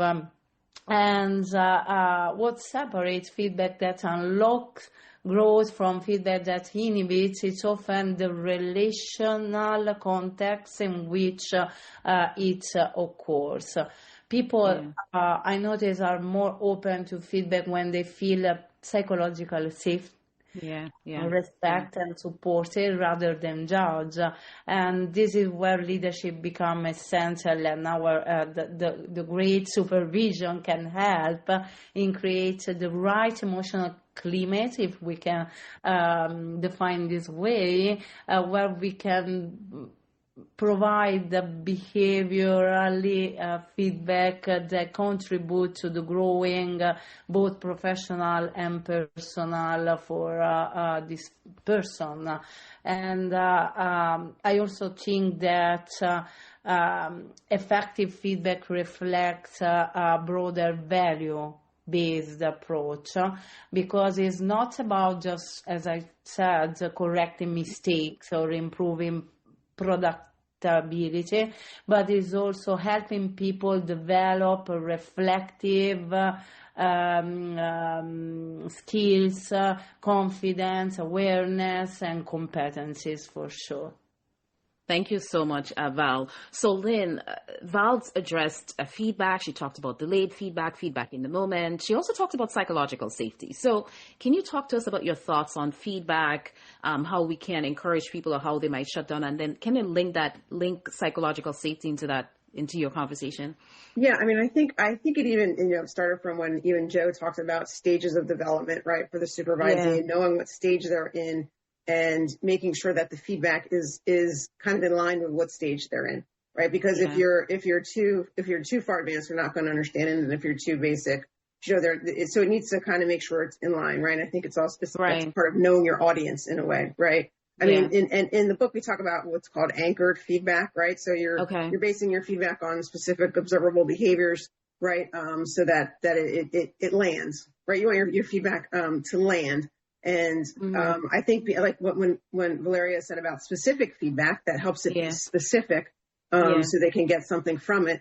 And I mean, we're going back to the safety thing that you said, right? And building that relationship, and kind of going back to what we talked about in the beginning. And it's really about having that relationship and having that space safe, so that they can take the feedback and understand the feedback, and go with it. So I think you kind of put all of those things together, to make sure that they can receive the feedback that you're giving, and the feedback that you're giving is going to make sense to them. You could say something to them and they're like, okay. And they don't even have any clue what you're saying. And they're going to walk out being like, I don't know what Lynn was talking about today. You don't want that to happen. You want to make sure that we're working on they're really supporting their growth and their professional growth. And you want the feedback to land, right? For lack of a better way to say it, you want to make sure it lands. And then, also, we had talked about before, like, in the book, we talk about bi-directional feedback, which allows kind of the supervisor to model, be more proactive, and receive the input from the supervisee too, and have that be both ways. So I think feedback definitely can be very transformative, but you can't just give feedback for feedback's sake. It needs to be more thoughtful and more planned out, and in line where the feedback taker where they are in their professional journey. Thank you for sharing that. When you talked about what, you made the comment like, all right, I gave the feedback, or like, what was Lynn talking about? It made me think of Brene Brown's Clear is Kind, right? Joe, do you have anything to add on psychological safety? Psychological safety, good, because feedback I'm not very positive on in general. No, feedback's one of those things that is contextually based. It's like saying, when you say, oh, someone's going to respond to feedback, it's like saying someone's going to respond to M&Ms. And some people will, and some people won't respond to M&Ms. Feedback's the same way. Feedback's a contextually determined variable. And as a contextually determined variable, it has setting events to make it more effective and less effective. If feedback was going to get me to lose weight, I'd be thin now. And I've had a number of people say, "You're going to eat that extra donut?" And I say, absolutely. They gave me their feedback. Jen DeNicholas, who was working with Don Hantul at one point in time, she did a study. It was a very funny study and famous study where they showed that you got higher rates of increase in behavior with vague, ununderstandable feedback, where they were giving like kind of weird feedback, and all the behavior rates went up because nobody knew what the hell they were talking about. So I better start performing. Is this the feedback they give you before they toss you out of the program?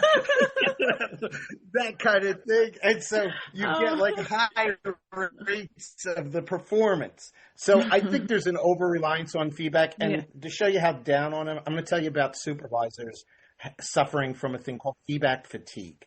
And that's a known literature thing. They've given too much feedback. The behavior hasn't changed, and they give up as supervisors. So the first thing I tell them is, I'm going to give you a lot more tools. I'm going to give you a lot more ways to go with this. It's not going to all be given the M&Ms. Not that M&Ms don't work with some kids, but not every reinforcer is an M&M. And they don't work at all with my wife, because I tried M&Ms with my wife. So that's on that. On psychological safety, it starts with, I think, recognizing, and now I see I'm going to say some subversive things here. We're very much a relational model, but one thing I tell everybody is not everybody's a relational learner. So Delaney came out, he put out his thing, behavioral supervision model, and it's build a genuine human relationship, and he was all into that, and that's great. And I was in counseling, so I thought, okay, genuine human relationship, that's the way we start. Robinson came along, and Robinson published a paper that he was not into any human relationship. He was into program instruction manuals, and he compared his training procedure to the verbal behavior training procedures used by Delaney. Delaney got us all in group, and it was basically, you got all this feedback from your fellow counselors. It was a love fest, you did this great, you do that great, based on the client you saw. Robinson put together a book. The book gave you feedback. There was no relationship you had with anyone, and his stuff tied Delaney's stuff. And that says that there are non-relational learners. There are, if I was to use a phrase here, there are rule-governed learners and there are contingency-shaped learners. And the first thing you want to create psychological safety is tell people it's okay to be a book learner. It's okay to pick things up from an article. When I went into this field, I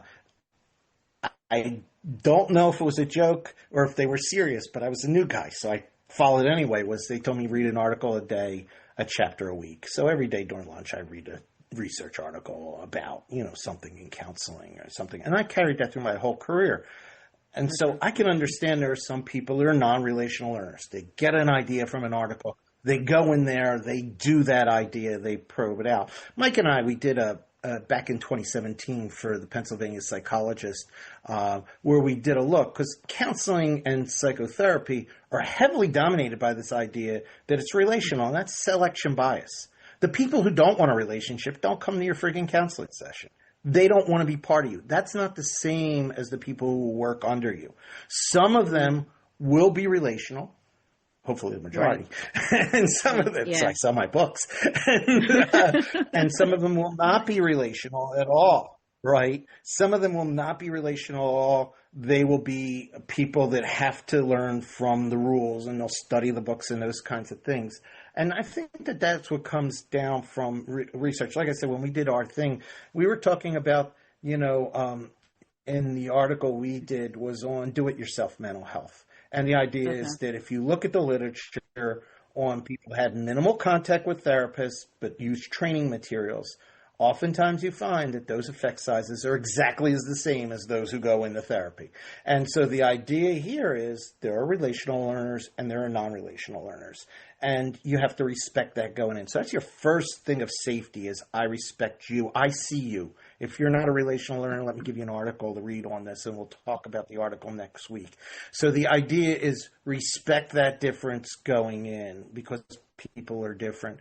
When you see them, when you understand the contingencies affecting on them, when you understand it, people have favors learning channels versus others. Our precision teaching friends tell us there are some people that are visual and there's some people that are auditory. And you have to respect that. And you try to gear your analogies in those directions so that you're speaking a language that they understand. You're not speaking into them that doesn't. That it's not something they understand.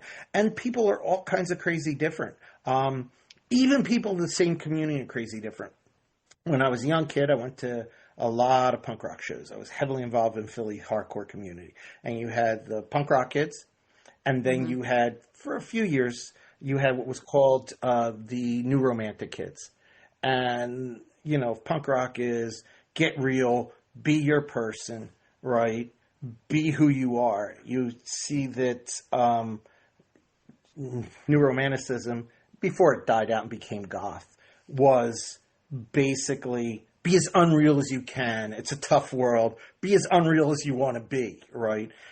And they existed in the same community. And you knew when you were talking to one versus the other, right? The guy with the heavy eyeliner versus the guy who had ripped jeans and basically... That's where you met Craig. Right. Could be, but it's coming back to that community and understanding that there are different people have different histories. They have different physiologies. They have different backgrounds. And you have to create an environment where not only they feel safe with you, but if you're doing in group supervision, people don't pile on the guy that's got a little bit of a problem where he's a little disrespectful or he's, he's prone towards insubordination. You know what I'm saying? And there's a West Wing where Mary McCormick's character says that when she met Fitzwallace, she says, the thing I liked most about him was I was a person who was prone towards insubordination, and he was very accepting of that. I had a little tendency towards insubordination. And she said he was accepting of that, and that was what made it safe for her to learn under. And so people are different. And psychological safety is cueing that. In the book, we go through a lot of examples of how to cue that first session where you say, I want to hear your views. I want to hear your opinions, right? Okay. And I want to hear what you have to say about the case. And that's how you give those safety signals. You work with kids sometimes. If you work in a hospital, for example, you'll find out that, like, you'll go to a ward and all the kids' behavior on the ward's kind of suppressed. If you go, like, on a cancer ward and they say to you, hey, Joe, they're not playing and stuff. So you go to your information about signal versus unsignal shock. You say, hey, before the crash carts, if somebody's crashing, goes in there, just try to flip on the red light as everybody's running down the hall so it's not as scary for the kids. At least now you're signaling the shock. And so what you're doing with that is you're saying, this is going to come, be prepared for it. And I think that that's better overall and the same thing in supervision. You want to signal the shock, not just give the shock. And there are some people say, don't use shock at all. So we'll see.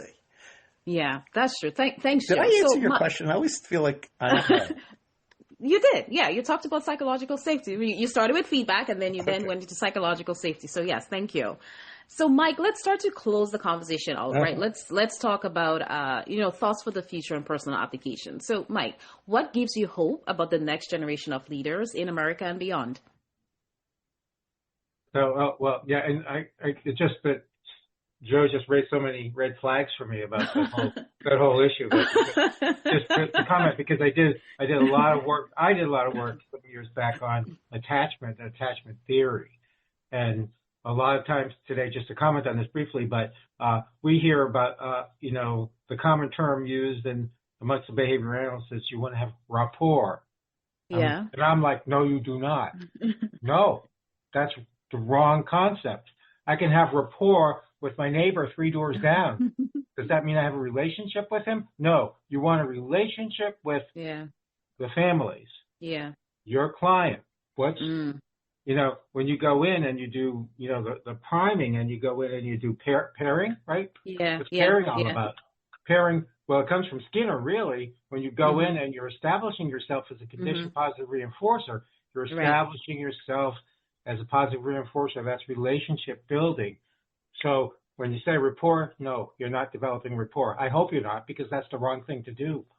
And I published on this, and we're talking about this. We talk about this in the book. We talk about relationship building. Same thing with the supervisees. Supervisor and their supervisees or consultees, you want to develop a relationship. You want to have an attachment. I can go into all my work on attachment, work that I did, and that we found we had some very, very successful outcomes. But even with convicted murderers we worked with, I worked with years ago. They were sent away to us and said, put them away, never take them in the community. They're a convicted murderer, nothing you can do. Well, guess what? We didn't listen to that. We violated what we were supposed to do. We developed a relationship, actual attachment, reestablished the attachment because they were abused as a child. So anyway, so that's just a little point I want to make, is that's so important. And when you have that relationship, we found when you reestablish the attachment and establish the attachment and relationship, and the ethics code says you don't have a dual relationship and all that kind of thing, I'm not totally there with it. I'm really not on board with that idea completely, because there are some problems with it, and you have to read between the lines. But so you can't just make a blanket statement that you should never do it, because then you're never going to have success and successful outcomes in your supervisory role and with your clients unless you do have a relationship. And once you have that relationship, you can tell them, like Joe says, they can come from all different backgrounds and differences, and you can be real about it at that point. Yeah. When that attachment's established, you can just be real with them and tell them like it is. Tell them, hey, you're being a jerk. You can get away with it at that point. And they'll go, okay, all right, cool. So anyway, so on with this is that we're hoping that the promise is going to come from this book, because this book is going to help a lot of people. This is going to be a springboard, because what I can tell you is that, and I'm not going to mention any other specific authors' names or publishers or anything, but there are a couple of other books out there on behavior analytic supervision. And what is different is that those books are primarily procedural, do this many hours, fill out this form, check that box, it's structure of the supervision process, but it's not how to do clinical supervision based on evidence. And the, term that gets used even by certain organizations, I won't mention any, that say, use evidence-based supervision, but yet in those standards, I don't see any literature really that shows what the evidence-based supervision is. So we're filling that gap. We're providing the evidence base for the supervision. And hopefully it will even promote more research in behavior analysis to help develop and establish methods and procedures for even further evidence-based supervisory processes. So this is a beginning point, a starting point, not the end point, So, I mean, that's, the idea of it's kind of like when Iwata and Associates, published their first paper on functional analysis, did they say, this is it for functional analysis? And they said, no, toward a functional analysis of self-injurious behavior, meaning we're going to do more research in Iwata for 40 more years until his passing recently. That's the idea here, is that this is going to cover what's been done so far, what we know in the literature, extensive, but it's a beginning point, especially because much of the research existed before there was such a thing as the BACD, as I mentioned, going back to the 60s and 70s where this never existed. So we need to continue to work on it, continue to develop it, work on it from a behavioral analytic perspective, but also a wide array, because we're not just working with neurodiverse individuals. We're talking about any individual for whom behavior services can be effective, no matter what the, quote, diagnostic issue is, behavioral issue is, doesn't matter, using principles of behavior to treat and improve behaviors regardless of the diagnosis. So we have a lot of other, individuals and children with emotional behavioral disorders, as it's called, and a whole host of other problems, depression, anxiety, you name it, and who are neurotypical, and principles of behavior work. So we're also talking about a much wider audience and wider group as well, whereas those other books are really specific to intellectual disabilities in neurodiverse populations, and ours is much broader than that as well. So that's where the promise comes in.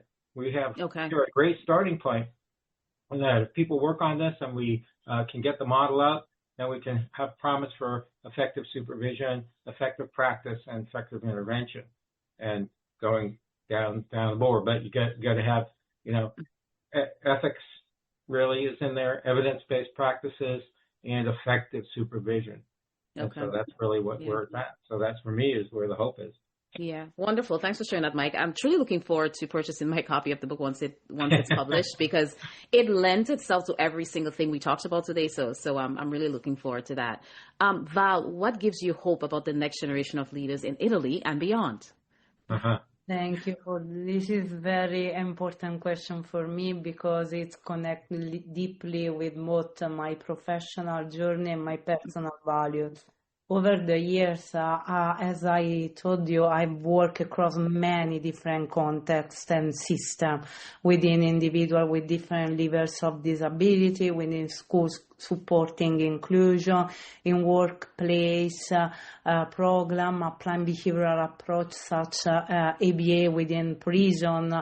I didn't mention Josh Pritchard, but he really got me for me during that journey, specifically within prison setting, and also developing project within public health system.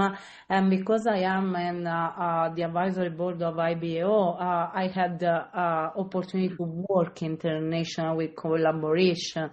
I learned from so many colleagues working across these very different environments, that this led me to reflect on one fundamental question some years ago. What do I want to see in the world in 20 years? Yeah.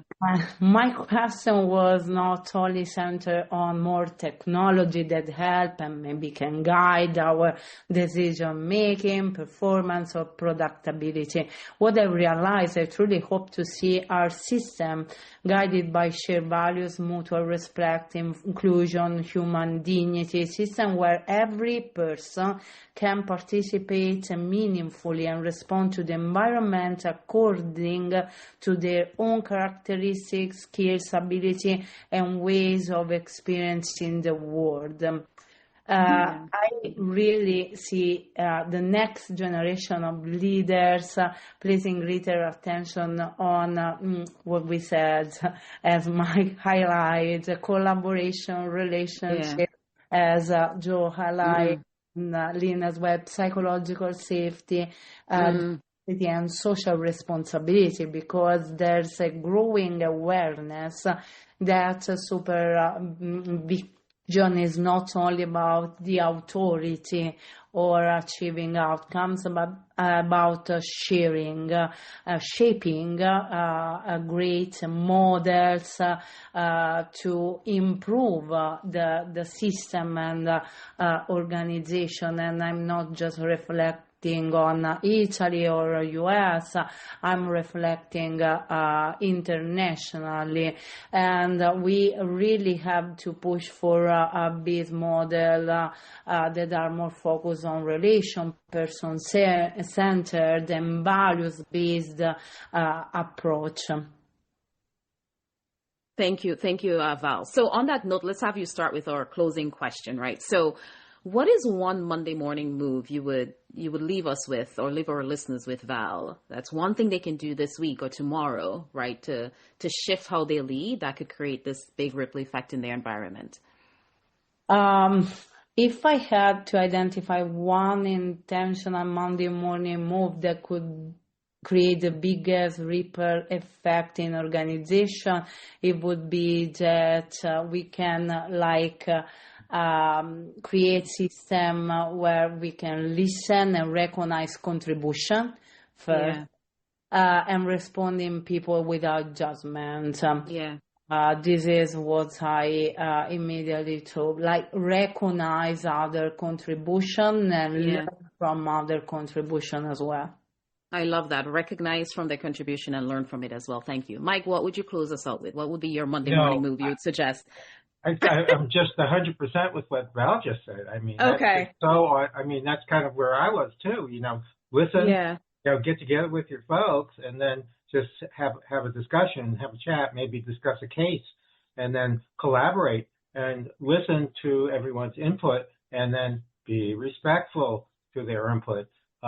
If it might not be the best, you can say, well, how about thinking about this, but just get everybody to speak their mind, and then share it, bring the Danish and the coffee or tea or whatever too.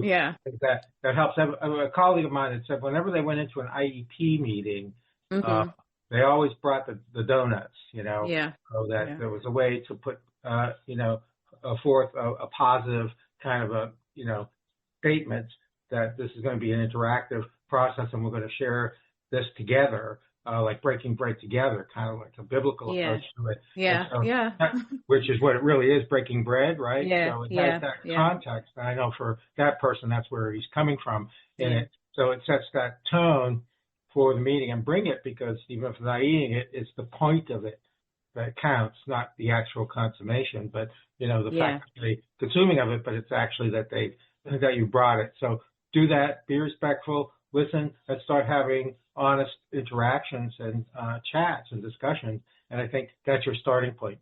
Even if you're having some issues or difficulties, you even can recognize or acknowledge it, but not in front of everybody else. 100%.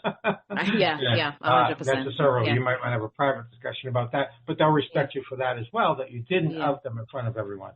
And that's important. And you have to recognize that as the leader of it as well.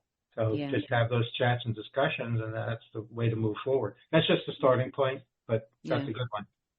Thank you, Mike. Listen, recognize, respect. Lynn, what about you? What is your suggested or recommended Monday morning move? I got the coffee and donuts. I'm all like the coffee and donuts. It's we found your reinforcer, didn't we? Lynn knows I was jumping on that. Exactly. Bring the food. Bring the food. Yeah. I think it's also, I think it's important to smile. I think that your attitude as a leader and what you bring into that space is very important. And I think when you smile, other people smile, and when you smile, your own attitude changes, right? Yeah. So I think it's as easy as the coffee, donuts, and smiling. Other people feel good when you feel good, and it all is kind of starts from there. So I love that. Thank you. Bring the treats and smile. Joe, what would you close us out with? Your Monday morning move. My Monday morning move for academics and professors would be stop telling your students that they're scientists. Start telling them the truth that they're engineers. Gilbert made this distinction back in the 70s. If we do one thing for our students that'll stop them from burning out, is let them know it's a complex world. It's okay to be dissatisfied with it. It's okay to try new techniques, and it's okay to put together packages. It's okay to look at what else is being done and try to emulate it. It's not science of replication of one after another. People are different. If I was to talk to supervisors, I would tell them if there's one thing to do, see your supervisee. Heinlein did a nice paper in 22 where he talked about the narrative and important to tell your story and understand the person you're talking to's story. I think the same applies here in supervision, that you want to case formulate your supervisee. You want to share that with them. You want to get their feedback on how to rewrite that. And you want to create the goals around that and then develop specific objectives for that. So those would be the things. And if I was talking to students, I would say I'm very proud of this profession. It has a long history. We haven't always been right. We haven't been wrong ever, but we haven't always been right. And there are ways to be proud about this history. And there are ways to understand this and apply this to your life. And you should take pride in that. And sometimes people will do things that are wrong, and you have to be able to be assertive enough to stand up to them and tell them, I think this is the wrong way to go. Yeah. Wonderful. Joe, thank you so much. much. Even if it's me, and if it's me, say it nicely. That's a good point. I always say to my staff and my supervisors, give me feedback too, right? I want to hear it. So no, that was a really excellent point. So Joe, Mike, Val, and Lynn, thank you so much for being on the show. I really am looking forward to getting my copy of your book and reading it, and I want it signed. Putting that out, putting it out there. But Mo, thank you so much. And I look forward to ongoing collaboration. I really appreciate everything you shared. I learned a lot from what you said, and it's always good to be having those conversations with others in the field. So thank you so much. Well, thank you so much for having us. Yeah, it was great. Thank you for having us. Wonderful. Yeah. You're very welcome. All right. Okay.